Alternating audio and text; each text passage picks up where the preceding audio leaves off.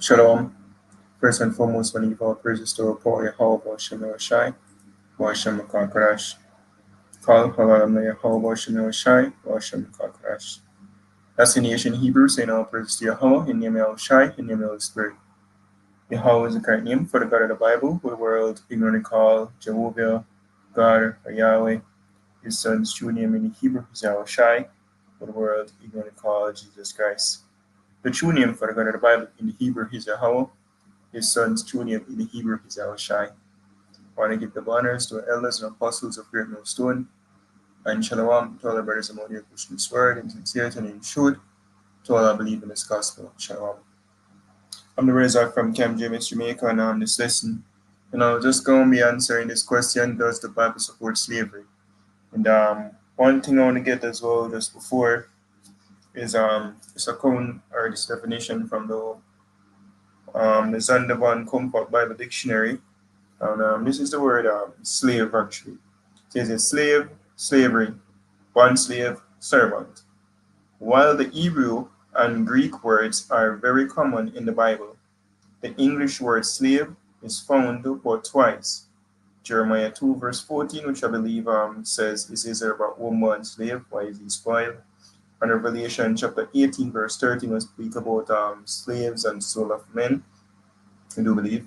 It says, and the word slavery does not occur at all in the KJV because both the Hebrew and the Greek word involved a more often rendered servant.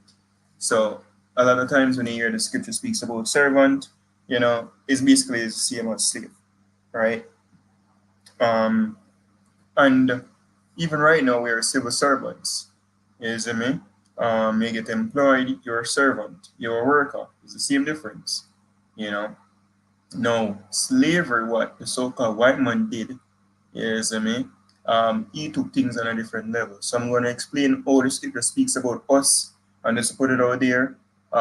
We are the so-called Negroes, Native Americans, Latinos, who are the true biblical Israelites according to the Bible, Just put it out there. So I'm going to play this young man video and then we're going to go into it and lastly in this video and find things like out here.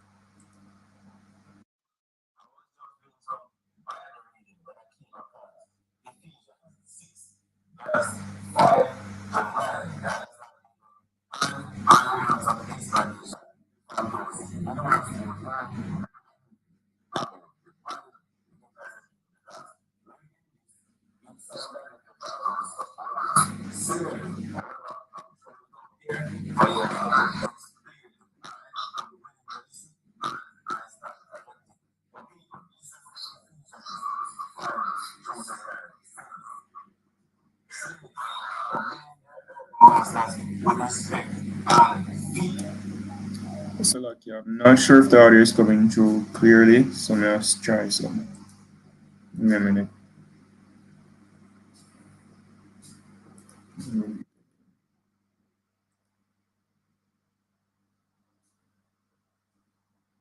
So look, I may have two screen up, may work for another one. So let's go into the sound settings. Open sound settings. Oh.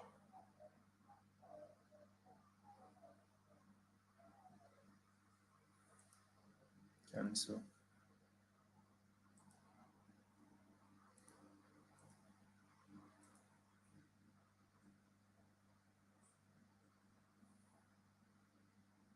I don't know why they give problem now for good.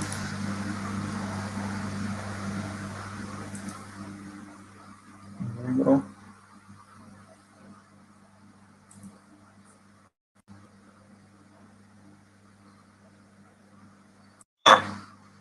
Sincerity of heart, just as you would obey. For people, I was just doing some Bible reading when I came across Ephesians 6, verse 5 to 9.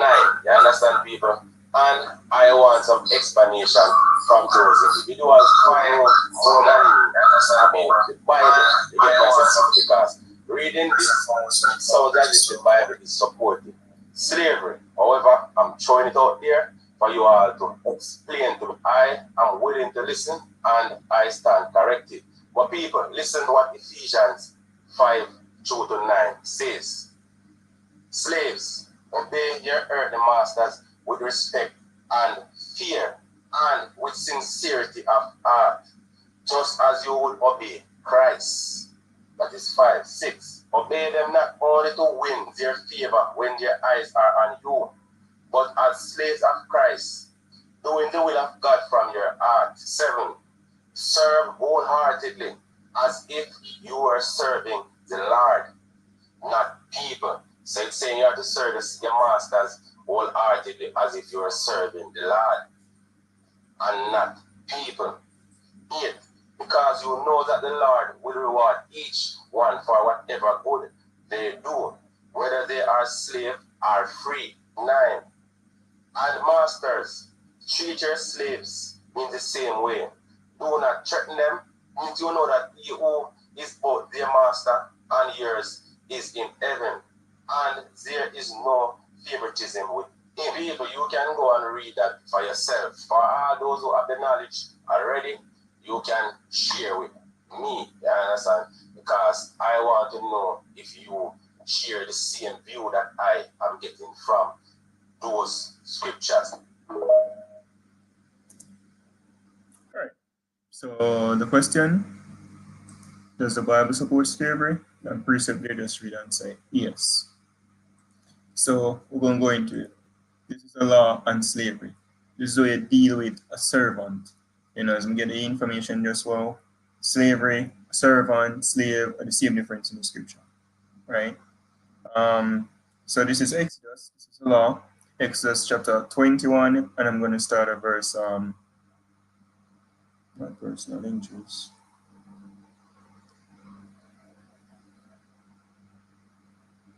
One.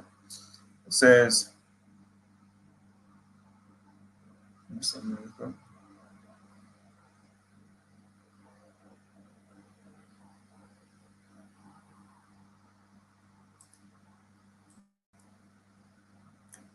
see, it's all over the scriptures actually in the law. Oh, you deal with a servant.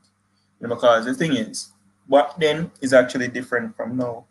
Now we are no, we're not in a slavery still, but in ancient Israel, the thing is that you had like rich men, you know, and they would be able to like get they would have like vineyards and so forth, and you have maybe a poor Israelite, and you'll be able to you know, go work for that man, is him go work for him, and he is basically servant, and in this there's certain ways where you take care of, I deal with an Israelite man who basically sell himself to you, like, hey, now work for you for X amount of years, like for example, Jacob and Laban, you know, which Laban yeah fuck himself, you see me?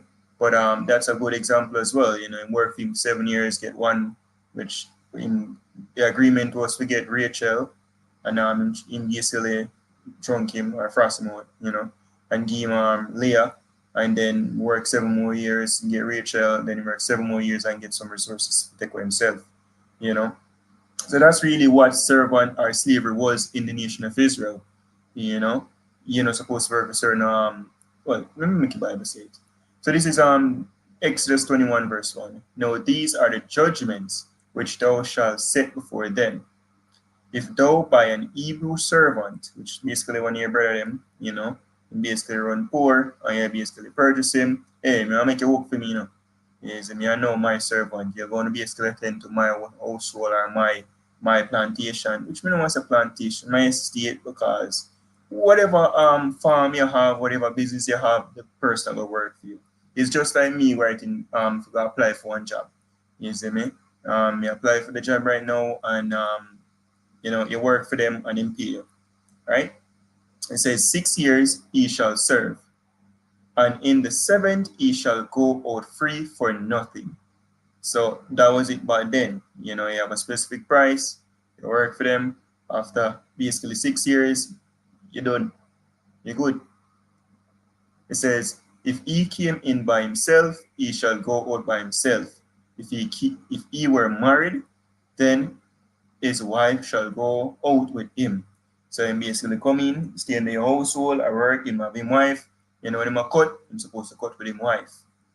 It says, if his master have given him a wife, and she have borne him sons or daughters, the wife and her children shall be her masters, and he shall go out by himself, because technically the wife and a fear, you just get a woman basically, you know, get some kids, which in this world I say, but I want picking them. No.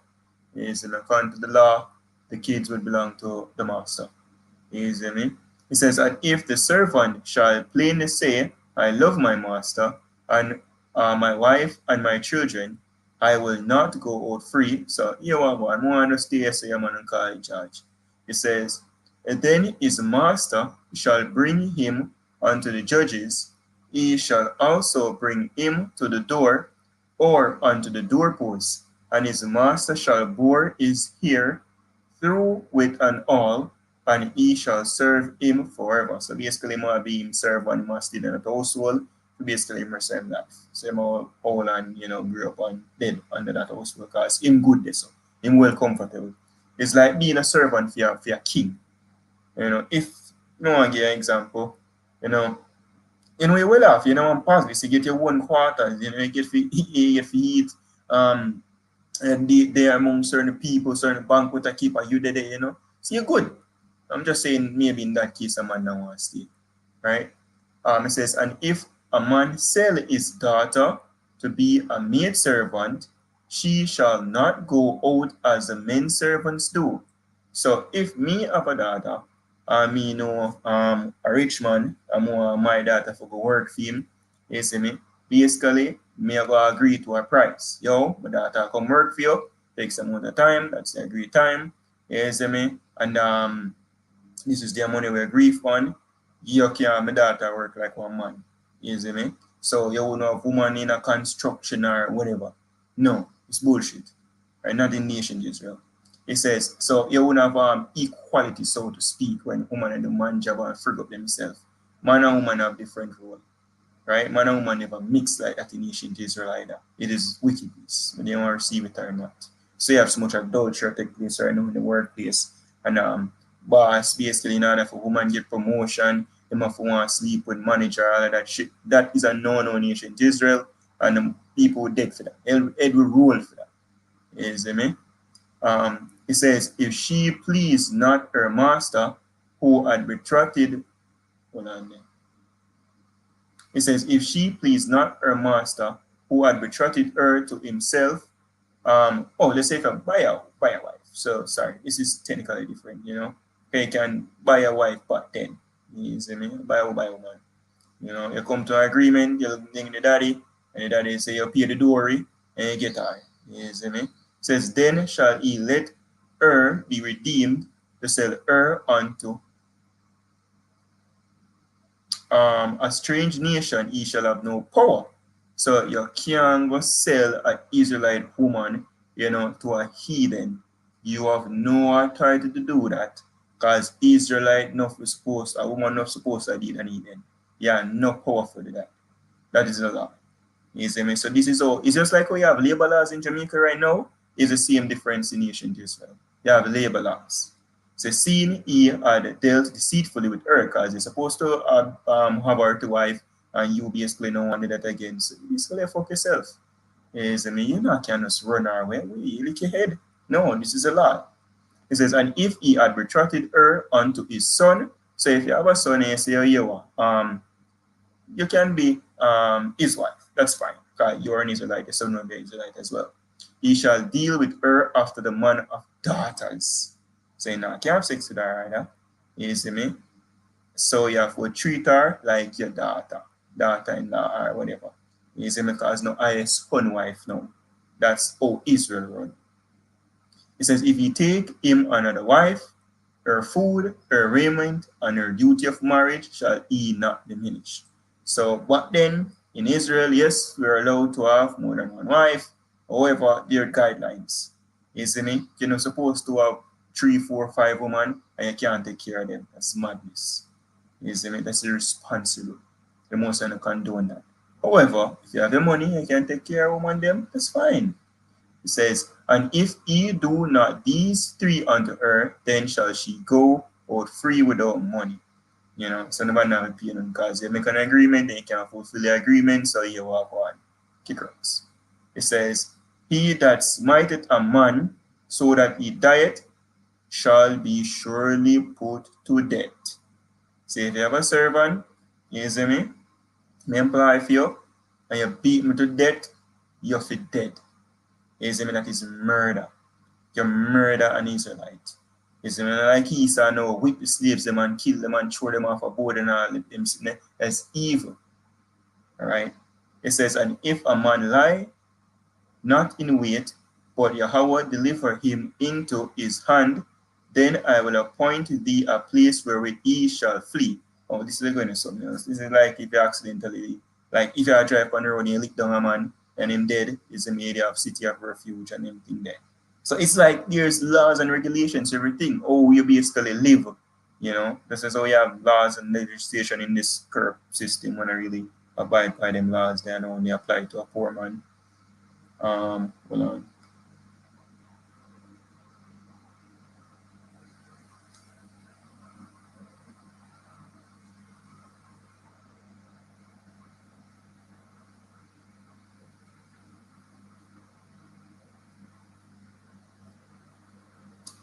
Here.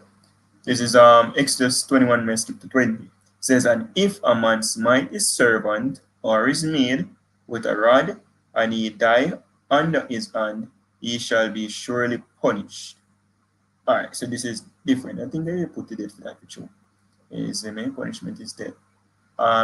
This is as notwithstanding, if he continue a day or two, he shall not be punished, for he is his money. You know, so basically a property. If man strive, different thing.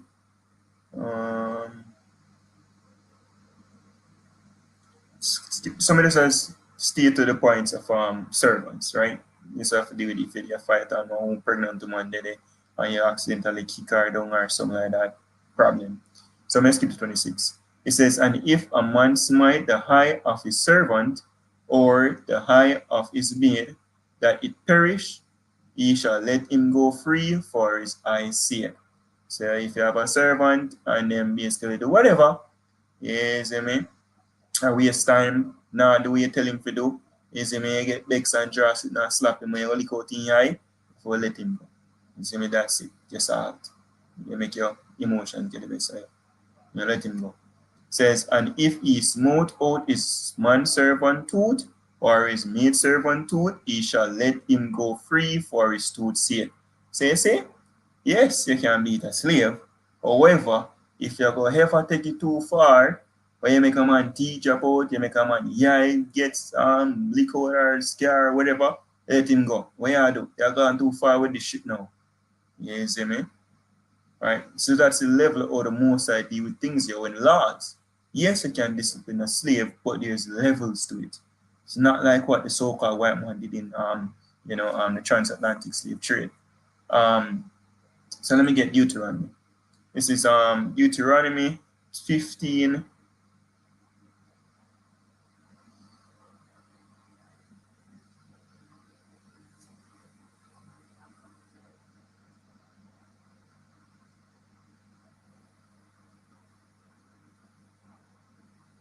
And 12. It says, and if thy brother, an Hebrew man, or an Hebrew woman, be sold unto thee, and serve thee 6 years, then in the 7th year thou shalt let him go free from thee. And when thou sendest him out, in other words, you have to pay for him liberation, because I'm already serving time, free from thee, thou shalt not let him go away empty.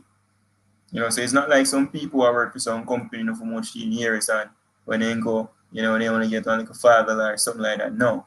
You see me? You're supposed to have like a severance period, good enough where you can live life now.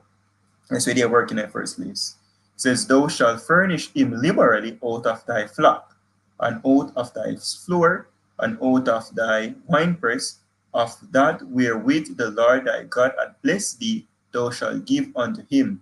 And thou shalt remember that thou was a bondman in the land of Egypt, and the Lord thy God redeemed thee. Therefore I command thee this thing today. So the most I demand, this is how you're supposed to do it. No, I'm in an argument with you. This is how me want you're supposed to live. right? Most of the things them know, if you feel like you want to shit, because Jake like, with them own thing. It says, and it shall be, if he say unto thee, I will not go away from thee, because he loveth thee, and thine house, because he is well with thee, and you go into the same law. Basically Burmese. Here, I'll get this one in a second. So I might repeat the same thing. So I'm going to get Leviticus 25, and I'm going to start at verse and not to lie, me, I will speak out there, said the Bible is not known on just some sport book when a mythical thing. It is about laws, judgment and statutes and history. Because I'm in the law right now. How you're supposed to live. And these laws are what going to basically govern the world. In the kingdom of heaven. It's going to be the kingdom of Israel. So of the poor countryman. Leviticus 25, verse 35. And if thy brother be waxing poor and falling in decay with thee, then thou shalt relieve him. Yea, though he be a stranger or a sojourner, that he may live with thee. Take thou no usury of him, or increase, but fear thy God, that thy brother may live with thee. So if me a one poor man, I'm go to a man me know in Israel, I'm a neighbor. So your brother, let me 5 bills and see me can buy some fowl or some goat and kid or whatever for race to make some money. So I pay back X amount. You're not supposed to ask me for 550. No usury among the nation of Israel. Like with them backyard of robbery. Verse 37, it says, thou shalt not give him thy money upon usury, nor lend him thy victuals for increase. Say, if you lend me 2 kid, you see me? I say, yo, in the next 3 years, me give back 2 kid, you're not supposed to ask me for 3. 2 kid you give me, 2 kid me give back off of my increase, so me can build. It says, I am the Lord your God, which brought you forth out of the land of Egypt, to give you the land of Canaan, and to be your God. And if thy brother that dwell by thee be waxing poor, and be sold unto thee, thou shalt not compel him to serve as a bond servant.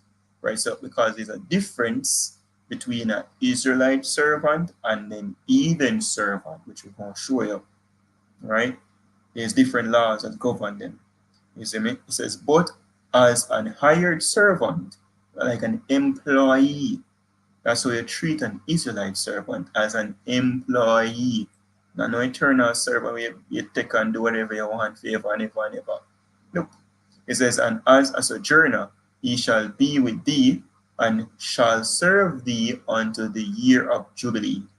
And then, because we have a year of Jubilee, when you release every single thing that you never really own in the nation of Israel, which is basically, let's get it real quick for you, basically 50 years. It says Jubilee, Hebrew, Iowa, Gal, which fucking English isn't it? Is the year that follows the passage of 7 weeks of years, 7 cycles of sabbatical year, or 49 total years. This 50th year deals largely with land property and property rights. Basically, you lego everything I never really feel. So you don't remove the ancient landmarks and so forth, which is a different law. I'm going to be one different time. You can look it up if you will. So the servant, Israelite servant, get let loose that time as well. Even if my whole year like $500, you see me, if the year of Jubilee come, you see me, that's it. You see me, that they write off. And so basically everybody couldn't even have a first start. Verse 41, it says, and then shall he depart from thee, both he and his children with him, and shall return unto his own family, and unto the possession of his fathers shall he return. Because even if the household they have some goods that them have to sell, if they basically survive, them get back them land and everything.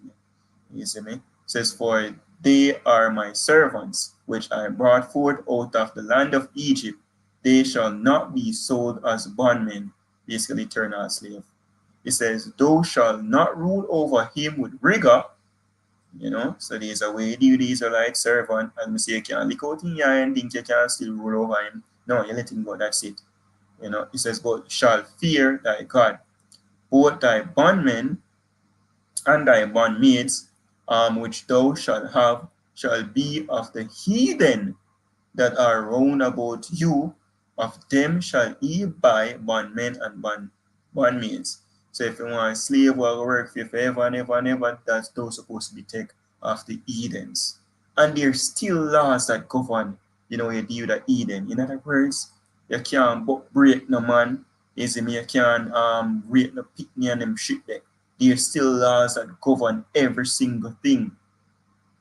Right? Again, it's just like having a business, you get employees.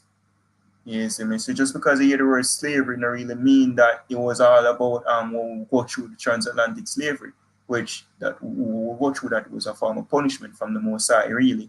You know, when you read like Deuteronomy 28, you know, especially verse 68, right? It says, moreover, of the children of the strangers that do sojourn among you, of them shall ye buy, and of their families that are with you, which they begot in your land, and they shall be your possession. That's see it? Possession. You own them now. But you can't really own an Israelite man because it belongs to the Most High. And ye shall take them as an inheritance for your children after you, to inherit them for a possession. They shall be your bondman forever. That's the difference. A heathen can serve you forever, just like the Canaanites. Isn't it? But an Israelite man not serve forever unless him choose to do it. It says, but over your brethren, the children of Israel, ye shall not rule one over another with rigor. That never work. You see me? Right, and nation of Israel, they really did that. At one point, you know, like I think was it with Nehemiah, is the man come out and him curse against it, you know, so people wicked, you know, follow the laws and so forth. You're supposed to redeem your brethren, is the man did that. Right? But this is Zechariah chapter 1, verse 15. It says, and I am very displeased with the heathen that are at ease, like so-called white man. For I was but a little displeased, and they helped for the affliction, because we were sold unto these nations, as it says, not for destruction. Let's see if we can get that real quick. But for punishment. But Esau, him do the worst type of slavery. All the way him put forth was not according to the law. But I would tell you, say, if you beat a man, you're supposed to exceed what, 40? You see me? Esau will go to that virgin. They say if you beat a man, you lick out in your eye, let him go. Esau, I don't give a crap. I don't say beat it to death.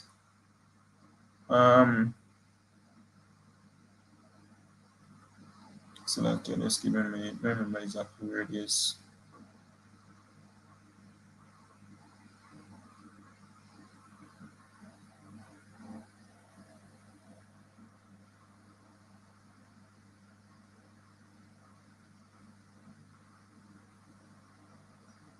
Maybe it's 3 actually. I think it is. All right.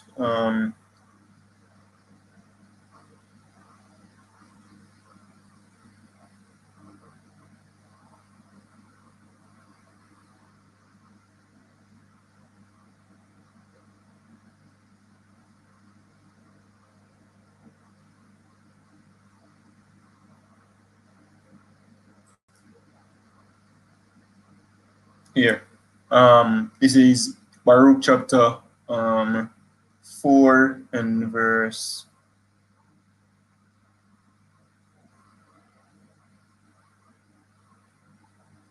4. It says, O Israel, appear we, for things that are pleasing to Yahweh are made known unto us.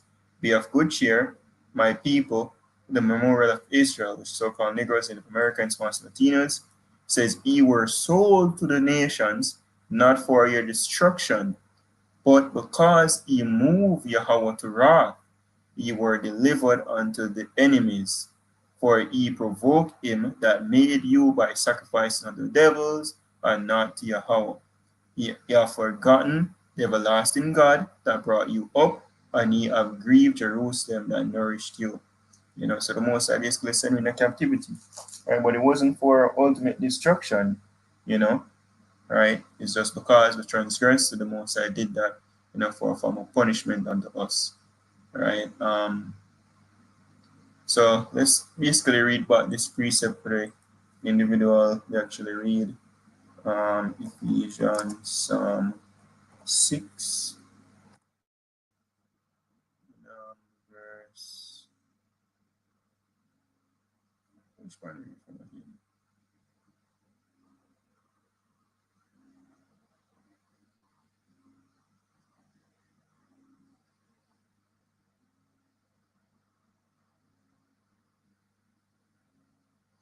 Exactly.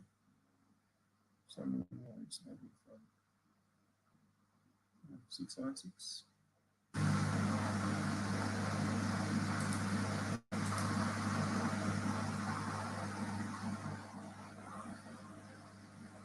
Yeah. So this is in the KJV. I believe him read from one of the version.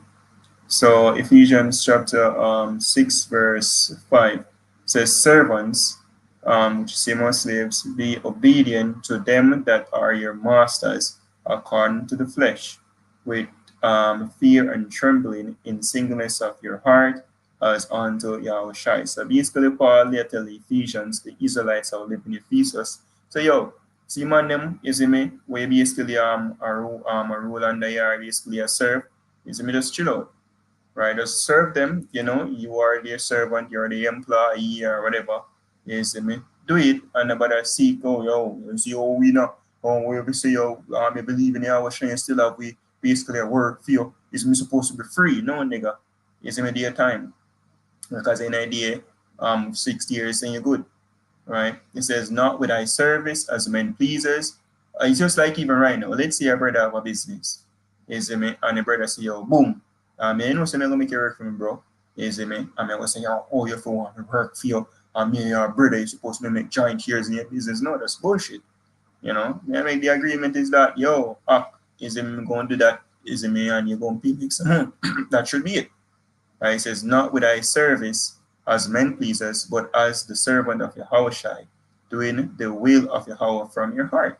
Yeah, so we're supposed to try to do the service. So we basically was implied to do our agreement. Just to give an example.